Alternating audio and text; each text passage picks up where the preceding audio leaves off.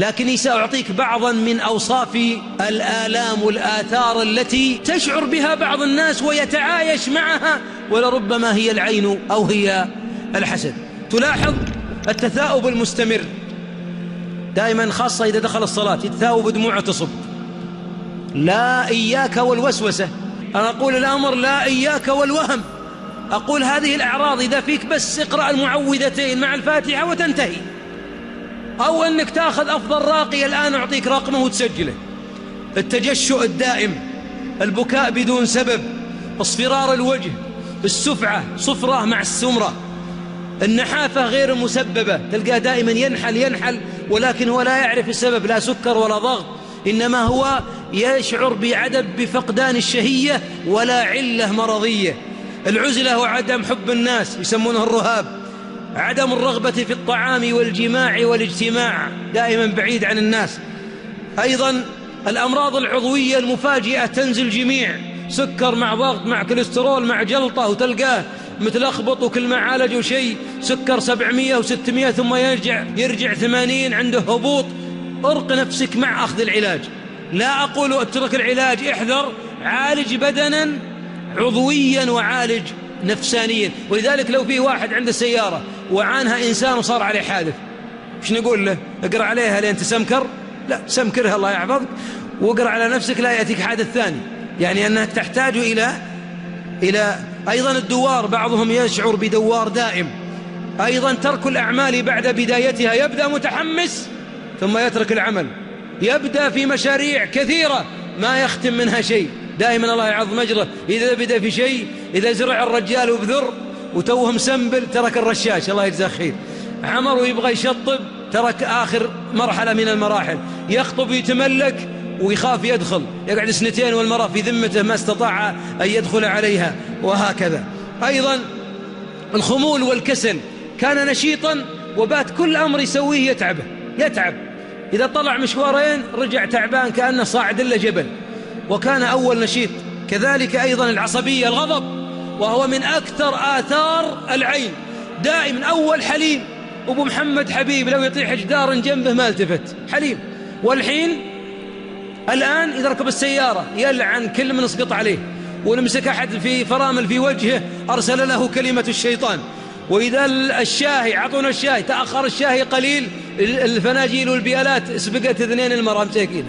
وإذا أراد الغترة ما كويت، قامت الحرب العالمية الثالثة في البيت، ونسمع صراخ في البيت وإزعاج، قامت حرب البسوس في البيت. وش فيك يا أبو فلان؟ وبعد أن يهدأ يقول والله ما أدري وش فيني، لكن أنا ماني بطبيعي، شيء من لا شيء أغضب، من لا شيء أغضب. أرق نفسك الله يعظم أجرك، أرق نفسك، الأمر يسير، الأمر في يدك. أيضا بعضهم الخوف من الموت، الخوف من الموت وهو الخوف من المرض والموت. بعضهم دائما يخاف، أنا بموت، أنا بنتهي، الحياة منتهية. يا أخي الحياة جميلة، لماذا تموت؟ إذا مر، وكان أول كلمة مر من عند مقبرتكم ذي الله يعفو، وصار يدور من عند الله يجزاهم خير، يدور من الصحنة من فوق من هناك حتى لا يمر على مقابر. وإذا قيل فلان مات انقبض وخاف، ما يستطيع. الخوف الزائد من الموت والمرض عين غالبا. أيضا التفكير في الانتحار، ويقول الأطباء النفسيين مرضى الاكتئاب، يعني تلاحظون حتى بعض الأمهات المريضة تعبانة تقول الله يأخذني وريح. من قال لك إنه إذا خذاس بتريحين؟ إذا أنت بتروحي للجنة طيب، هل تريدين الموت حقيقة؟ لا، هذه تعالج، ما ينتبه الموت.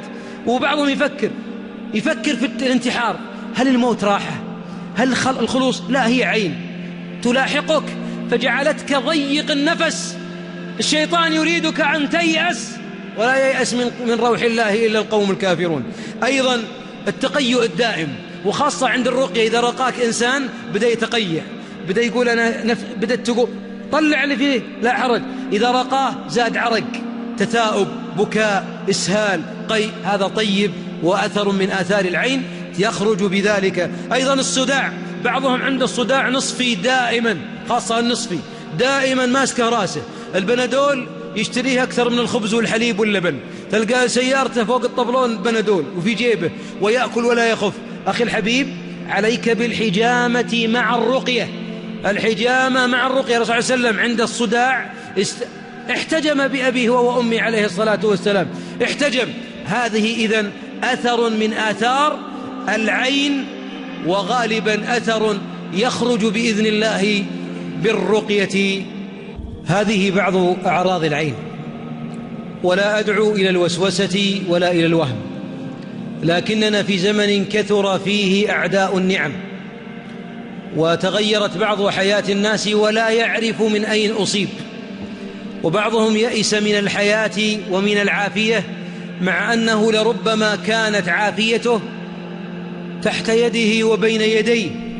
ولذلك أفضل راقي في العالم كله الذي ينبغي أن تعرف رقمه واسمه هو أنت. أنت لابد أن ترقي نفسك بنفسك، لأنك أنت المضطر. أما يجيب المضطر إذا دعاه ويكشف السوء. أنت المضطر، ارق نفسك وارق أبنائك.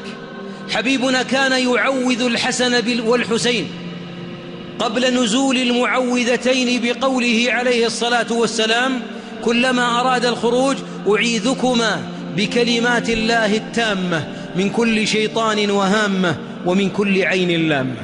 فإذا لما نزلت المعوذتين اكتفى بهما عما سواهما. نحتاج إلى أن ترقى، ولذلك في صلاة المغرب والفجر يسن للإنسان أن يقرأ المعوذتين ثلاثا ثلاثا حتى يقوى التحصين في استقبال الليل واستقبال النهار. يحصن نفسه بقوله بسم الله، لأن قول بسم الله ستر ما بيننا وبين أعين الجان. يكون على وضوء دائم، يصبر على العلاج. بعض الناس الرقية ما يصبر عليها، ولو قيل له خذ علاج السكر 20 سنة أخذه، لكن إذا قيل له اقرأ على نفسك 3 أشهر مل وكل. هو علاج إلهي. ولذلك علاج العين إذا عرف العائن فإنه يؤمر بالوضوء، يتوضأ ويغسل داخلة إزاره ما يلي بدنه، وإن اكتفى بالوضوء والمضمضة وردها، ثم يسكب الماء هذا على عاتق المريض، ما يشرب منه، يسكب بقوة على عاتق المريض فيقوم بإذن الله كأنما نشط من عقال مع استمرار الرقية. أما إذا لم يعلم العائن فالرقية، ولا يوجد تخصصات في الرقية، استشاري وأخصائي وطبيب عام ورقية ذهبية ورقية فضية ورقية خاصة الرقية هي الرقية. مريض الحسد، مريض العين، مريض التلبس، مريض السحر، هي القرآن، هو القرآن، وهو بيد من ضرب به بقوة.